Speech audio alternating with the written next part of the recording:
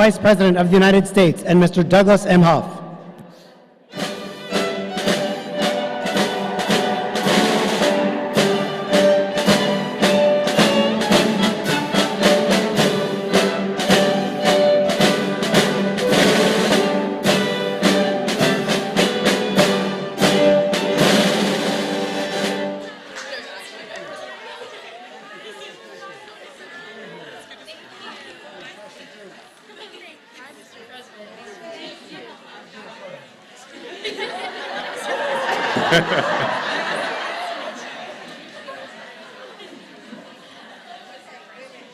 I'll wait. I'm ready. Okay, we ready? Good evening, everyone. Mr. President, First Lady Dr. Biden, thank you so much for hosting all of us here at the White House.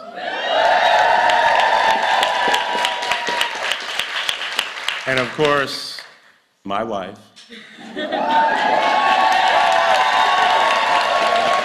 Vice President Kamala Harris is here. The first woman vice president. All right, we know this is a celebration, and we're here to celebrate Women's History Month to highlight the accomplishments of women all across our nation, to pay tribute to the trailblazers who paved the way for future generations. But it's also our time to reaffirm our commitment to advancing rights and opportunities for women and girls, not only here in the United States, but all around the world.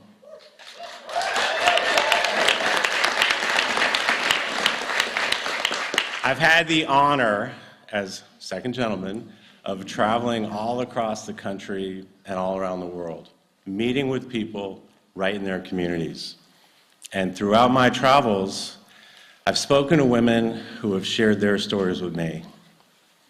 The mom who had to return to work just 6 days after giving birth. The woman who was paid less than her male colleague for doing the exact same job. And a woman who's, I know, it's not good. I know.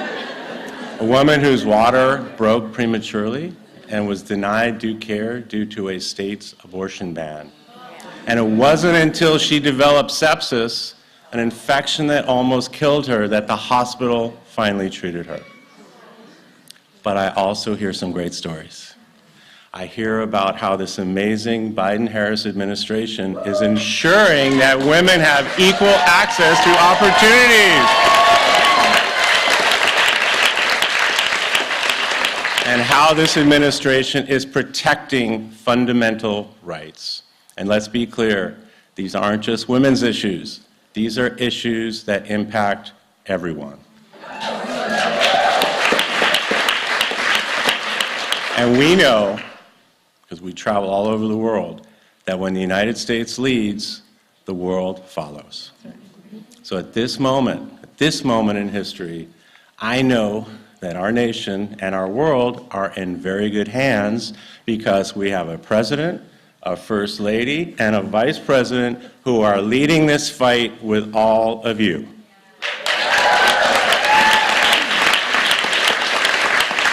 Our first lady, Dr. Jill Biden. There's more. I don't have to say anything else. We're just going to cheer, but I will. She's traveled all around this country and all around the world, including recently to Mexico and Africa, reminding young women and girls that anything is possible.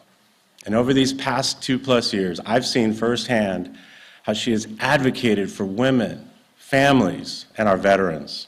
She's empowered young women to pursue their dreams, to fulfill their potential, and achieve their educational goals. So please join me in welcoming my dear friend, our amazing First Lady, Dr. Jill Biden.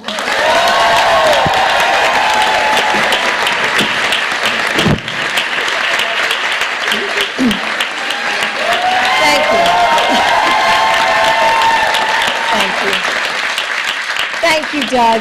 Your commitment to supporting women's rights serves as such a powerful example for our nation. Thank you. And as I look at this room full of women who have led social change movements and shattered glass ceilings, broken the barriers of businesses and even our Earth's atmosphere, I am inspired. This audience is a testament to how high women can rise, a testament to the progress we can make when we invest in women and believe in them, when we work together to tear down the barriers that hold so many back. And we must keep going, not just for ourselves, but for the girls who will inherit our world.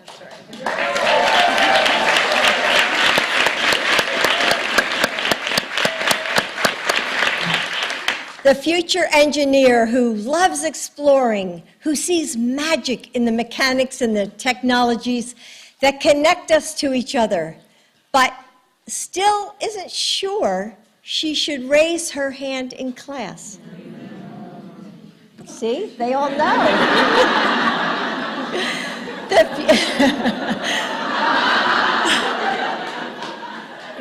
The future president or CEO who is told that, hey, her voice is too loud or bold or bossy. The star who is told to hide her light. The artist who feels like an outcast. The girl who feels the smallness of her world closing in, afraid that her dreams are just too big to carry alone. Again and again and again, they wake up and worry that this world is maybe made for someone else. They wonder if they will ever be good enough, strong enough, or worthy of the lives they dream about. There are those who continue to ask our daughters to shrink.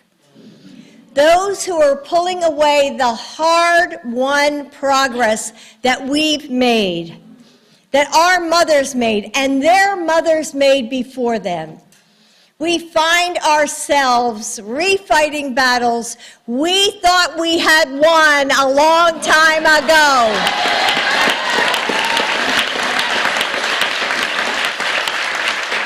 Equality, justice, freedom for all, these are the flames we must feed with our voices and our vigilance. Because the fight for women's equality should have an end. Every little girl must know that she belongs in all places of power, that her boldness is beautiful, that her body is her own, that her future can be anything she wants it to be. And every little boy must know that caring, collaboration, and kindness are signs of strength, not weakness. That he can feed and teach and mentor, that this is his fight too. We need more men to hold each other accountable when women are being hurt or left behind. Together, we will build a world worthy of that generation. So to every little girl who has ever wondered, can I, one person, one voice, one girl, can I make a difference? Standing here among women who have shaped our laws and become leaders in the military, who have organized movements for justice and inspired change, who have brought poetry and art and stories into our lives. We have the answer for those girls. Yes, you matter.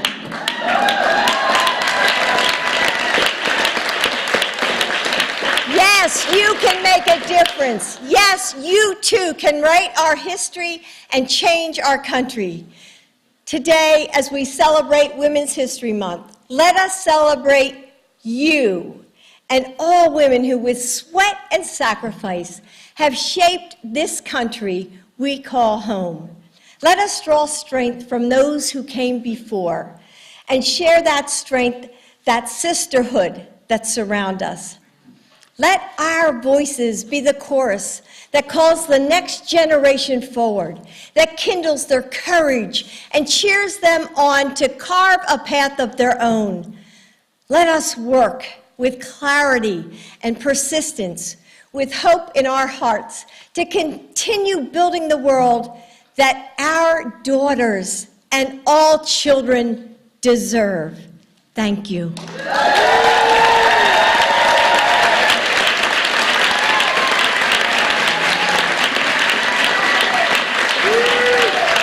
you. Thank you very much.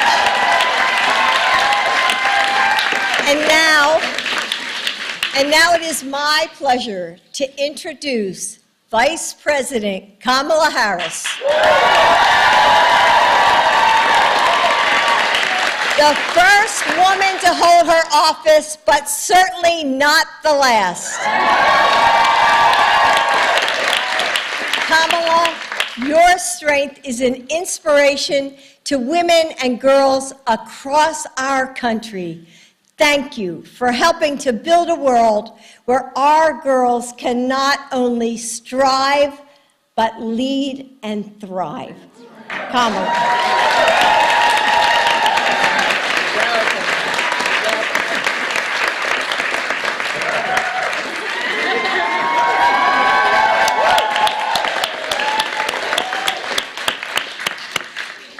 That's why she's the First Lady.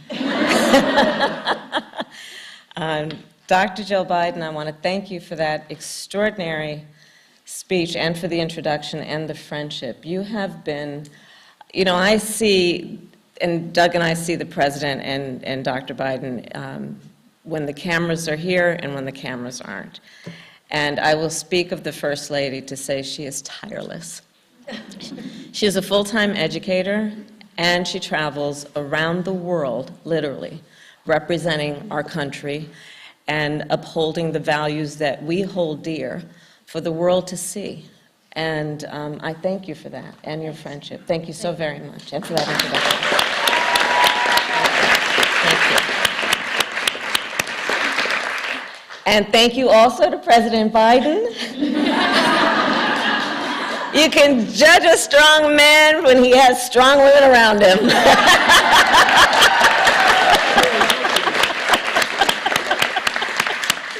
And the first, second gentleman of the United States of America.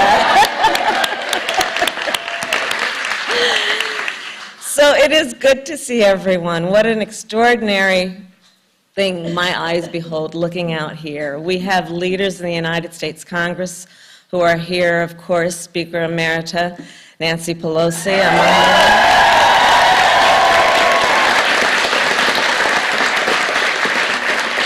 But so many leaders who are here, and among these, the young leaders who are on the stage behind me. A lot to applaud. A lot to applaud.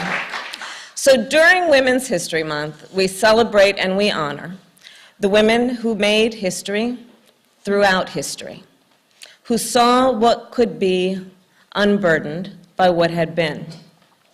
We see the suffragists, the riveters, the marchers, the mothers and sisters and aunts and grandmothers and daughters, all the giants upon whose broad shoulders we stand. For generations, women have continued to make incredible progress in the classroom, in the workplace, in the halls of government. And we are all here, evidence of that progress. And we know our fight is far from over.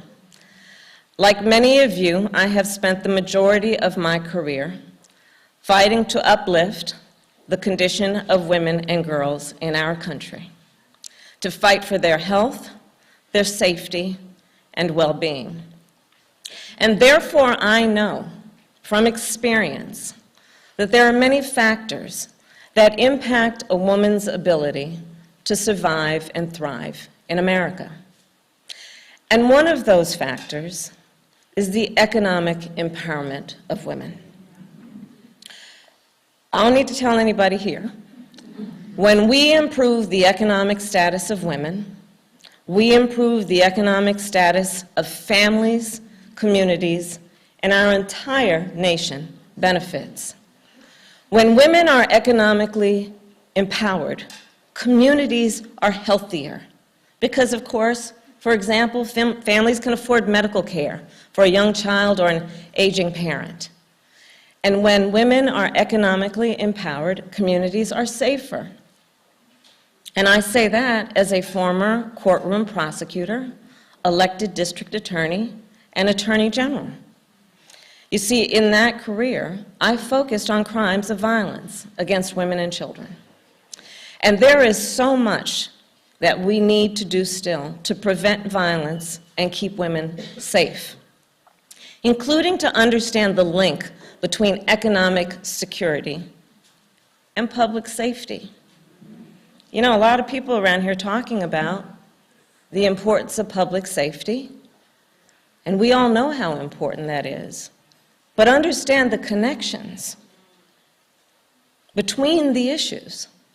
Understand that too often, for example, we see women who are facing violence because they simply cannot financially afford to leave an abusive situation, especially when her highest priority will always be to keep a roof over her children's head or food on their table. So here's the deal.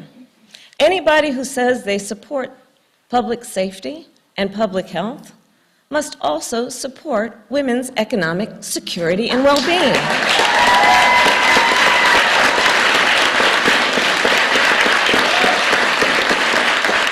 And must necessarily, if they say they stand for those priorities, stand with President Biden and me when we continue, with your help, to fight for things like affordable child care for all parents. When we fight for good jobs with paid family and medical leave. When we fight for pay equity and access to capital for all people, including for women entrepreneurs and small business owners. These are the connections that one must see and make if they truly believe in contributing to the strength, the well-being, and the safety of all Americans. And ultimately, the priority of women's economic empowerment, then, is rooted in core economic principles that include basic American values, specifically the ideal of freedom. Not just freedom from violence or want, but freedom to dream with ambition and aspiration.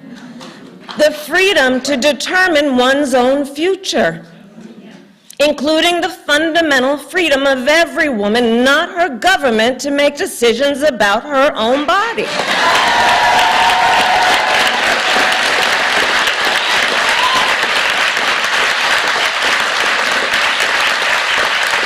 All these issues are connected.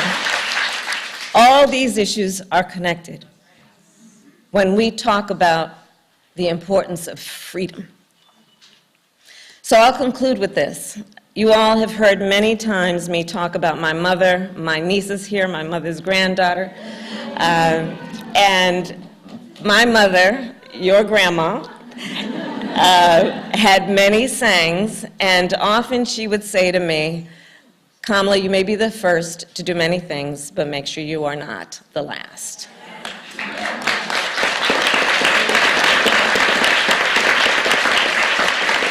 Well, in this incredible room, there are so many firsts.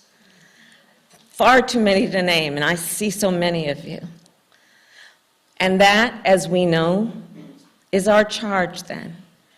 As the First Lady said, we will make sure that none of us are the last, and that will be a measure of our legacy and this moment, which is to keep the path open and ensure that we make it bigger and wider for all those who follow.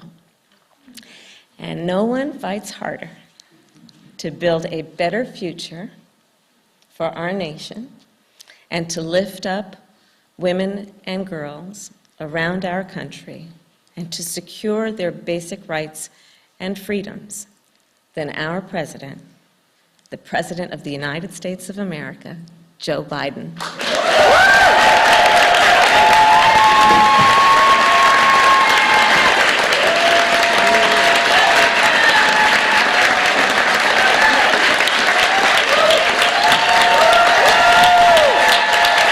Thank you. Thank you, Kamala. I appreciate that. And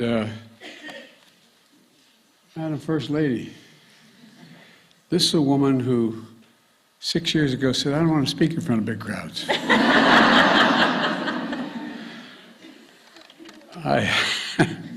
You know, our outstanding Vice President, you've shattered so many barriers and did it mostly on your own. You know, San Francisco, first woman district attorney, California's first woman attorney general.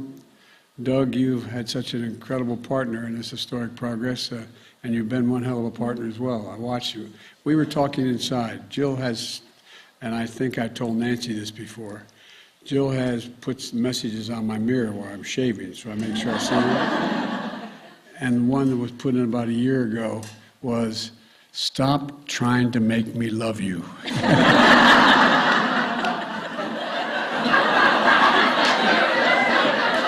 What the hell? I'm still trying like hell. We were really talking about that. I want to welcome over 30 members of the United States Congress, senators, and House members. Raise your hand. Thank you, thank you, thank you, thank you, thank you. You're changing the world. The idea of what we got passed would have been able to be done without this number of women in the Congress and Senate. Wouldn't have happened. And good evening, everyone. As I've said earlier, I'm Jill Biden's husband. And I'm especially proud today to say that, and to mark Women's History Month. This is a time for celebrating extraordinary women who have made their mark in history, strengthened our nation. And like Jill, the First Lady, the first full-time lady, the First Lady who works full-time, in addition to being the First Lady, as a professor. She still teaches 15 credits, and as a community college. And like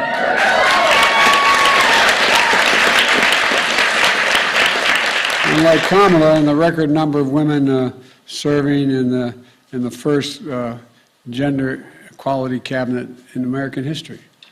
You know, we represent a rich diversity in our nation, and like Nancy Pelosi, I think, by the way, I've said this before, she's the greatest speaker the House has ever had. And I mean it.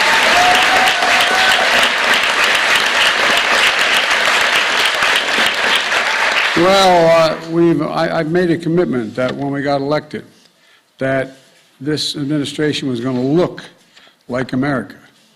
Look like America.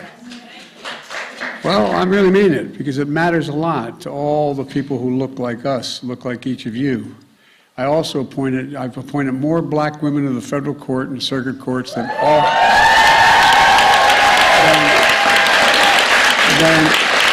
every other president combined, including the first black woman in the Supreme Court, Justice Ketanji Brown Jackson. But we also know that too often history has failed to acknowledge the massive contribution of women of every race, ethnicity, faith, and background. Today, we celebrate both the legacy, both sung and unsung trailblazers, advocates who have made the world a fairer, more just, and free place. That includes many of you here today, including the high school and college graduates standing behind me here.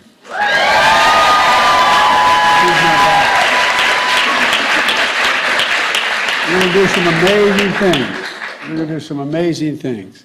Like, You know, Temple Lester, high school sophomore over here we met. She's 16 years old, one of Time Magazine's top 50 kids of the year. She's working to get her peers, especially girls interested in science, technology, engineering, and math. All these students are incredible. And earlier this month, on International Women's Day, Jill hosted the International Women of Courage Award to honor fearless women fighting all around the world for justice, often in incredibly dangerous situations. And here at home, women are on the front lines, driving innovation in science and technology, protecting our members of our military, leading and being leaders in our military. I've appointed more career officers to higher positions than anyone ever has. Because, no, I really. Leading every field in healthcare, business, diplomacy, so much more. Look, we have to do everything we can to knock down the barriers that stand in the way of all women and girls have an opportunity to be their realize all their God-given potential. You know, the country founded on freedom and equality, nothing is more fundamental than that. Nothing. That's why my administration put equality of women and girls at the heart of everything we do. Shortly after I took office, I created a White House Gender Policy Council. Well, to advance gender policy across domestic and foreign policy. And now we're implementing major pieces of legislation which we signed into law during the past 2 years. So many of them, including, would not have occurred without the members of the Congress standing before me here, who worked so hard to pass them, not a joke. And as we implement these, we're ensuring that women are fully at the table. You know, with the economy reeling and families hurting from COVID, I signed the American Rescue Plan as soon as I took office. Well, it powered the strongest, more equitable job creation in any point in any administration's history and created more jobs, 12 million, in the first 2 years than any administration did in 4 years. And a majority of those people are women hired. The majority of that 12 million are women, factually. It helped keep the doors open to 220,000 child care centers, 90% of which are owned and staffed by women, so families could take care of their children and go to work. And my child tax credit cut child poverty in half and provided breathing room for 65 million children and their families.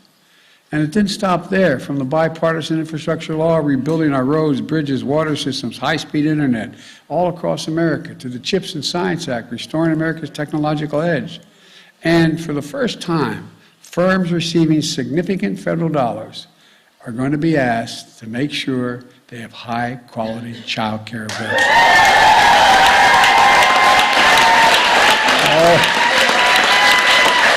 We're going to ask very politely, but we're insisting. And we're going to get, and so women can get and keep these good jobs.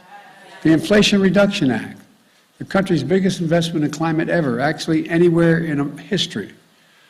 And across all of these laws, we're making sure that women have access to new jobs in sectors that have been historically underrepresented, from manufacturing to construction to clean energy. I've said I was going to be the most pro-union president in American history. Guess what? I'm insisting that they significantly increase the number of women in unions across America. And they're doing it. They're doing it. Look, y'all are more than 50%. Y'all are more than 50% of the population. If we want the strongest economy in the world, we can't have half the workforce left behind. It's simple. It's that simple. And that's why I signed legislation requiring employers to make reasonable accommodations in workplaces for pregnant women and nursing moms so they can keep their jobs in place. That's why we launched the Blueprint for Mental Health to combat the crisis of maternity mortality and overwhelming impacts on Black and Native women and rural communities. That's why we made historic investments to make child care more affordable for families. All this matters. It matters. And, you know, while we commit to women's economic security, we have to ensure their physical security as well. Ending violence against women has been, as some of you have been, none of you have been around as long as I have, but it's really been the cause of my life. You know, I literally, as my sister would say, I wrote the Violence Against Women Act with my own paw. Because we have to not only change the law, but change the culture around the scourge of domestic violence in America. And as president, I helped so many advocates, there's so many of you in this room who have strengthened and reauthorized that legislation. You know, we have brought our total investment to $700 million in 2023 alone, just for violence against women. That's the highest funding increase to the law in nearly 30 years. Improves training for law enforcement, including online abuse and harassment. Reduces the backlog of rape kits. Expands legal and housing assistance to victims. Improves protection for the underserved communities, including Black, Latina, Brown, and Asian American, Native Americans, Pacific Islanders, LGBTQ survivors. And we stood up against the scourge of anti-Asian hate that has festered in this country for too long, and the violence that disproportionately impacts on Asian American women. You know, but this builds on other steps you've taken and we've taken, like the most significant gun safety law in 30 years to help keep guns out of the hands of domestic political advisors, but we still have to ban assault weapons again.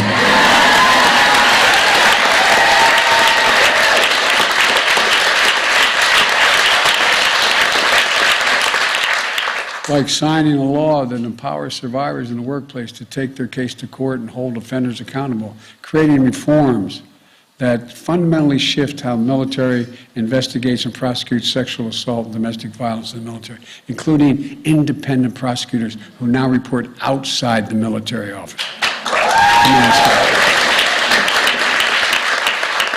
That wouldn't have happened without you guys. We've been talking about that a long time. It wouldn't have happened. But for all the progress we've made, we have a lot more work to do. Here at home, an extreme Supreme Court stripped away fundamental freedom that existed for half a century. We've got to continue to fight to protect women's fundamental right to make decisions about her own body. I want to, in front of all of you, thank Kamala, which I do privately, for leading the fight to protect women's reproductive health.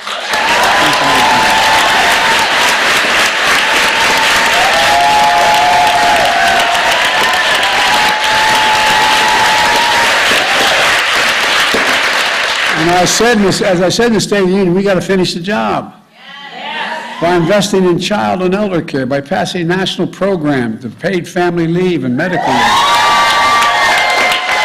No Americans have to choose between a paycheck and taking care of a loved one, taking care of themselves. We have to stand together on the rising tide of hateful laws targeting transgender women and girls. And that's why I continue to call on Congress, pass the Bipartisan Equality Act. Pass it now. And look, we have to stand up for women worldwide. You know, I issued a presidential memorandum on conflict-related sexual violence, as rape continues to be used as a weapon of war in Ukraine by the Russians and elsewhere. We stand with women of Iran and Afghanistan who are facing down violence and domestic, and their basic human rights are being ripped. The budget I laid out 2 weeks ago includes more than $3 billion, a record amount to advance gender equality globally, not just at home.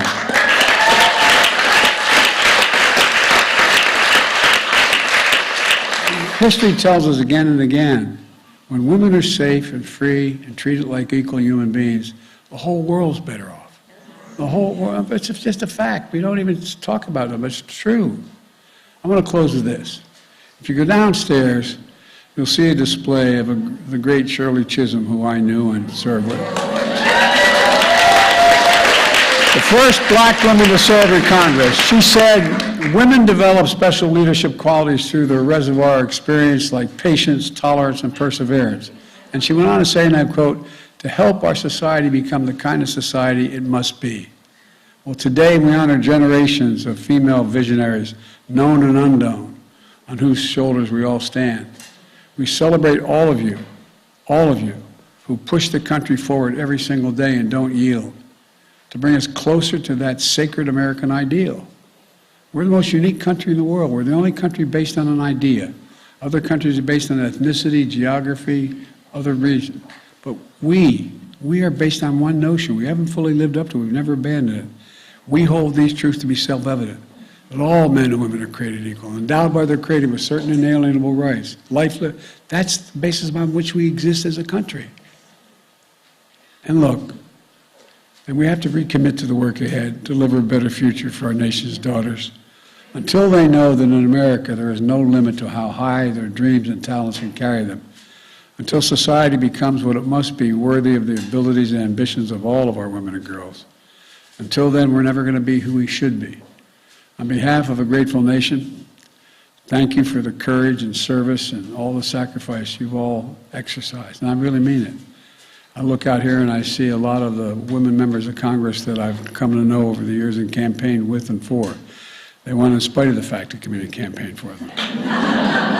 But all kidding aside, I mean, you know, I wish people understood just what you've all gone through. That's all, as so much of the humiliation you've had to face, and you still stood up. I've watched you do it. I've watched you do it. So folks, I'm convinced we're at an inflection point in history. I really mean it.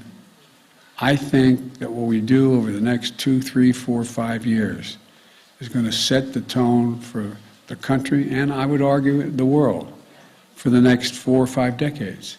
It comes along every 4 or 5 generations. But because of you, we're reaching a critical mass here. And I really, really am thankful that my daughter is a social worker, guess what, building domestic violence shelters for women. She's it's contagious what we can do. So thank you, thank you, thank you. And happy Women's History Month.